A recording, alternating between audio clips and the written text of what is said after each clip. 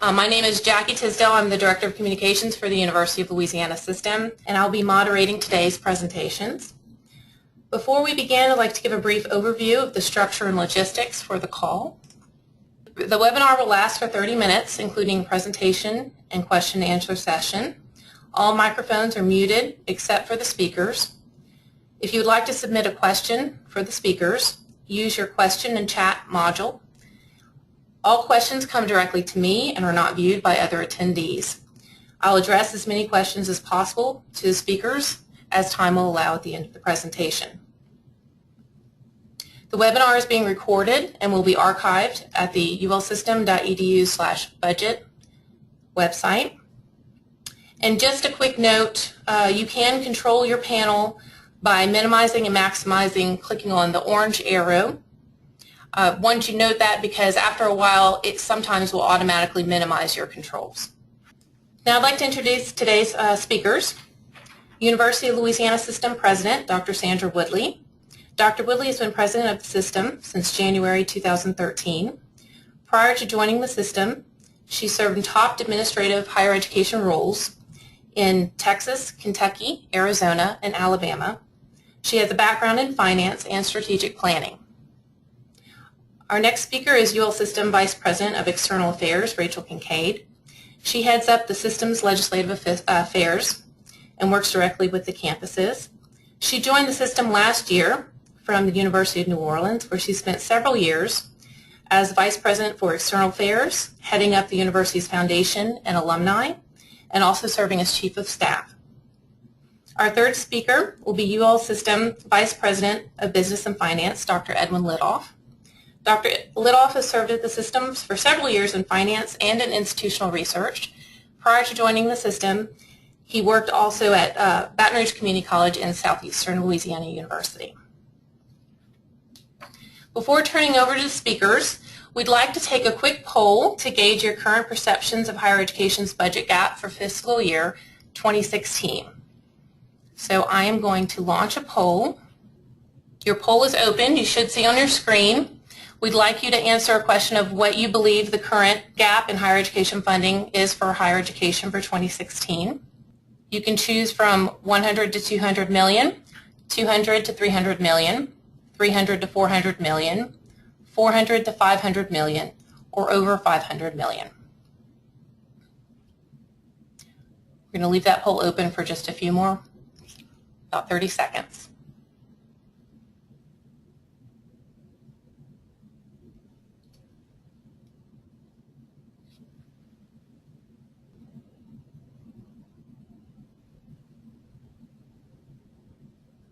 Okay, 10 more seconds and we'll be closing the poll.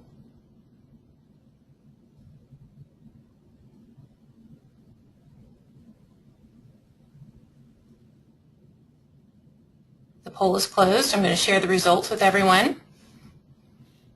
30%, the majority, picked over 500 million. Next choice is between 200 and 300 million. That'll give us a good basis for today's discussions. At this time, I'd like to turn the presentation over to UL System President, Dr. Sandra Woodley. Welcome to all of you on this first webinar. The purpose of these webinars is to provide weekly briefings to our stakeholders, the students, the employees, the alumni, community partners of all 9 of our universities. We want to make sure that we can all stay informed about the budget process, as there will be a lot of work ongoing between now and the end of June. We're going to do the webinars every Friday at 11:30. We'll keep them to 30 minutes. They'll be brief, they'll be concise, and we'll have a unique focus each week. We're going to try to make sure that these calls are not repetitive, and again, we appreciate your participation. I wanted to talk a little bit on the next slide. Starting point for us is $700 million down for all of higher education, and for our own system, the University of Louisiana System, we're down almost $300 million since 2009. So as we go into the budget session for 2016, we are starting from a very low point. And the other point I'd like to make on the next slide is when we look at all means of financing, you'll hear that term quite often, and really what they're looking at is the 2 primary sources of funding for higher education, which is, number 1, state funding, And you'll see in the chart that's for in the blue. In 2009, we were at 62% state funding and about 38% tuition and fees. But as you can see, the trend line has shifted quite dramatically since then to 2015, where we are almost 70% funded by student tuition and fees and only 31% state funding. And this is important to us for a couple of reasons. Number one, we are worried about affordability for our students and not shifting the burden of the state cuts to the students or minimizing those cuts the best we can. And we also want to make sure that we're able to provide the quality education that our institutions need. The state funding has dropped, as we said before, and we've been able to increase tuition by 10% every year through the GRAD Act. But unfortunately, due to the budget cuts, these tuition amounts were swapped in the budget cut. So what is a tuition swap? When the institutions over these past years have increased tuition, the projected revenue from that tuition has been backed out of the institution's funding. And sometimes this can give a false impression about what higher education support is and how much funds that the institutions actually do have to maintain the quality of the education on the campuses. And this actually has been, with the exception of last year, this has been the practice since 2009. The UL system has lost a net of $90 million since 2009 with this tuition swap and the budget cuts. We're very motivated to make sure that we stop the tuition tuition swaps and the general fund cuts, and this is what we want to talk to you about today. By the way, if you were on the call from one of our institutions, you would like to see the budget history for your own institution, you can go to ulsystem.edu/budget, and then you can get a complete view of your own campus system history. The other thing I would like to reiterate on the next slide is a letter that was written collectively by all of the higher ed leaders. The Board of Regents, each one of the university systems and the community college system banded together to write a letter to the governor and to the legislature about what we wanted to see in this session. And the really important point that we want you to understand is that it is our goal not to have any cuts for higher education, to make sure that we get back to the level of funding, the general fund support that will get us to the starting point that we have in this current year. The WISE funds, the general fund dollars, the equity funding that was included. We need $1 billion in the state general fund budget that go to the Board of Regents to distribute for all of higher education for us to remain constant. And that is our goal. And that is what we are going to need your help with as well. We want to be able to continue last year's effort that allowed the institutions to keep their tuition revenue. We're very grateful for the opportunity this year not to have had our tuition and fees swapped. It was important for those revenues to go back into the classroom, and we'd like to be able to maintain that current effort. We also want to provide greater autonomy and authority in setting tuition and fee rates and retaining any of those that have to come for educational purposes. Now, the goal of the autonomy is not to necessarily raise tuition, but to have the flexibility in the future and then to use those funds for the needs at the institutions. Great term, shorter flexibility regarding admissions criteria is also important to the institutions. We also talk about GRAD Act autonomy, and for those of you that aren't familiar with GRAD Act, this is an act that was passed by the legislature that had accountability, performance requirements, and also the ability to increase tuition. And we are asking collectively to have additional autonomies in there that can help the institutions with their flexibility. But the bottom line is higher education needs a total of $1 billion in the higher education budget for there not to be a cut. Now, the meat of the conversation is in the next slide. We want to ask Dr. Lidoff to talk a little bit to all of us about why there are so many numbers floating around. And the point that we want to make is it's not that one of these numbers is correct and the others are incorrect. They're all correct. It just matters what is included and what is not included. And so I think what we want to do today on our webinar is to make sure that you all have a base understanding without getting too specific of why there are so many numbers and what to make of the numbers. Dr. Lidoff? I think that's one of the biggest challenges that we have is as we look at the executive budget, looking at the different scenarios, and there's a lot of pieces that go into it, and a lot of things happen from last fiscal year to this fiscal year to next fiscal year. So if we look at the next slide, the starting component of the executive budget, higher education had $924 million last year, fiscal year 15. For next year, they're projected to have $762 million. That's a loss of $161 million. The majority of that is made up by a tuition swap for increase in tuition for students, and then swapping that into general fund. There's an adjustment for WISE funds that came out. There was some money that went into the equity formula for STEM. So a number of those items, and that adds up to the $161 million. The next slide. Now, go back to the other slide. It's also important to note that the reason why the cut is only 161.2 is included in the assumption of this is a contingency that the governor put in the notes of the budget that talks about the excess credits, which will have to be passed by the legislature. So there were $372, I think, million that's included in here that will go to higher education if that bill passes. Go ahead, Ed. And that's on the next slide. We showed that we started out with $924 million. We had the $161 million cut in general fund, and then there were $372 million in the executive budget contingent upon tax rebates. So if you take the tax rebates, which we don't have yet at this point, and you add it to the cut that is in place for the $161 million, we would stand at $533 million cut as of right now. Next slide.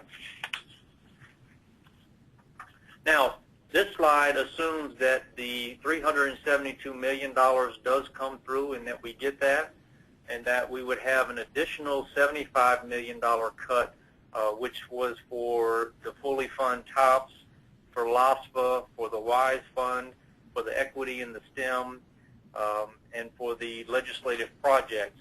So, and Edwin, for those who don't know, help them understand what TOPS and LASFA is. TOPS is the Taylor Tuition Opportunity Program, and LASFA is the program that runs that, and they have a $5 million budget that was taken out of the general fund, and so this puts the $75 million, brings us back to get us to where we would have $1 billion, the same as for last year. So funding for the TOP scholarship and the administration of those scholarships through the entity called LASFA has typically always been fully funded, and that comes off the top of any funds that go to the Board of Regents, and that is the reason why you have to look for additional dollars for the higher education budgets, because these things have to be funded first. Correct. So if we take the $161 million cut from the executive budget plus those things that we had last year, then the cut, if the $372 million is materialized, then the cut for that year for this year would be $236 million. Next slide. Now this is the worst case scenario. If we take the $161 million in general fund cut, we add the $75 million in cost, and then we have the $372 million in the tax refunds and credits in the contingency funding, then the total would be $608 million. Which is more than half of our state budgets. And so really this is the slide I want to spend a little bit of time on. All of these numbers that we've talked about are correct. But the bottom line is the governor's budget will, if passed in its current form, will cut higher education over $600 million unless all of the opportunities and the options that he listed, including the tax rebates, come through. So what we want to talk about next is that we want to be able to keep you informed in the process and give you a little bit of information about how we will get from the governor's budget plus all of the options that he put on the table for the legislature to use to try to eliminate this $600 million gap, and really what has to happen between now and June for us to find ourselves achieving our goal of no cut to higher education and no tuition swap or increase on the students. And for that, I'm going to turn to Rachel Kincaid to give us a background on the process.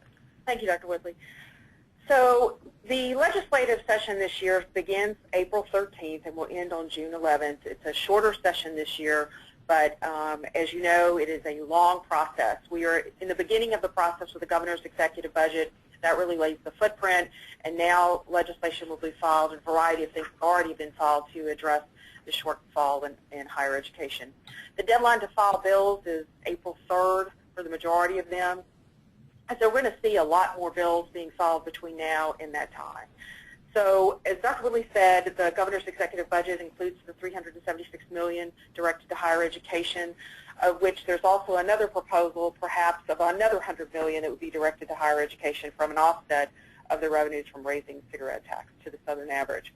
There was another bill also filed yesterday, Senate Bill 15, that was authored by Senator Nevers and Representative Ritchie, that proposed a tax fund that has similar funding for higher ed. That would be a constitutional amendment. But I just mentioned that as one example of probably a multitude of proposals we may see moving forward. So between now and the end of session, once those legislative instruments are filed, they'll have to go to the respective committees. Some may be referred more than once. They will have to go through the House and the Senate, and then also if there's any difference, they may be sent back. So it's really a long process, and given the situation the state is in, you know, it is very possible that some of this will go right down to the last hours on the last day of session. So what we wanted to do is also share with everyone, we've gotten a lot of phone calls about what are those things that faculty and staff or students may want to engage in to try to help. Included on the next slide is the excerpt of a letter from Dr. Peter Schock, the English Department Chair at the University of New Orleans, and a letter to the editor that was in the New Orleans Times-Picayune, as well as the Baton Rouge Advocate. So we're also going to be working with all of the campuses. I know the campuses are also doing a lot of work in town halls and meeting with their legislators and stressing the importance of higher education. As we worked last year, it was a very productive year in that we were successful in really starting a trend towards reinvesting dollars in higher education in our state. And so we want to continue that trend, and so what we want to do is also make sure that everyone understands that to continue those efforts from last year and fully fund the increase in TOPS and fully fund the other obligations that higher education has, that is $1 billion. So with that, Jackie, I know we've got some questions that you were going to ask. Oh, and I wanted to also mention and remind everyone that on Tuesday, the House Ways and Means and Senate Revenue and Fiscal have a joint meeting where they will release a report or receive a report on a review of the tax credits and refundable credits in the state. So I know a lot of people will be watching that, and next week we will really focus on that on our webinar. But Jackie, perhaps you want to share some questions with us that we have? Yes, absolutely. We've gotten 3 questions submitted so far. I want to just remind the audience, if you would like to submit a question, that you need to do that in your question/chat window, and then I can address those to the speakers. Our first question is, when will we know the budget gaps by institution? Well, we won't know that for some time. The Board of Regents will be the entity that has the constitutional authority to determine how to distribute budget cuts, and of course they are the institution with the constitutional authority to equitably distribute money to all higher education, even in the formula. So we'll be working with the Board of Regents over the next coming months to understand what that may be. I think by the end of March, they have to present a distribution of the cuts in the governor's budget. By statute, they're required to do that. I don't believe at that point, and I'm not sure about this, but I don't believe at that point it will be distributed to the institutions. It will only be system level, or at least that's what we've talked about so far. But as soon as we have that information by institution, we'll make sure that that everyone understands it. Again, this is going to change multiple times throughout the session. I think it's important to note that what we want to be able to do is to eliminate any cuts to higher education over a period of time. Edwin, anything to add? I think the largest challenge that we're going to have in having an allocation by campus is right now we're under the assumption that $372 million is going to be there. And so the cut would be $161 million plus the $75 million.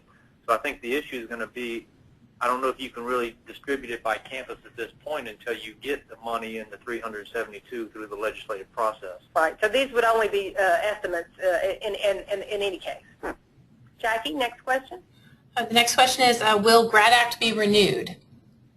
Yeah, we don't know the answer to that either. We are working with our friends in the legislature in conjunction with the system heads and the Board of Regents to look at what we need to do on the GRAD Act provisions and what alterations to that might make sense given the situation that we find ourselves in. As I mentioned earlier, and you all saw from the letter, the joint letter from the higher ed leaders, we do think that we need to capture some of the autonomies in there and look much more closely at some of the other provisions. Excellent. The next question is, will you try to consolidate colleges and university departments offering the same programs? Well, I think, we have to continue to find ways to become more efficient, and a lot of consolidations and closures of programs and departments have happened as a result of all of these cuts and the additional efficiencies that the institutions have had over the 9 months. I think each one of the systems are looking at ways that we can deliver our programs more efficiently. Part of the challenge that we had is, and we found this when we were doing the research for the workforce initiative, the WISE program, is we actually need to double our number of degree completions, particularly in these high demand fields.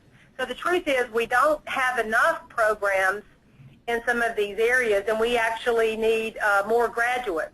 So it's really less about the number of programs and more about the demand for those programs and the demand for those graduates, and making sure that we have enough resources to increase our enrollment and to increase our degree production.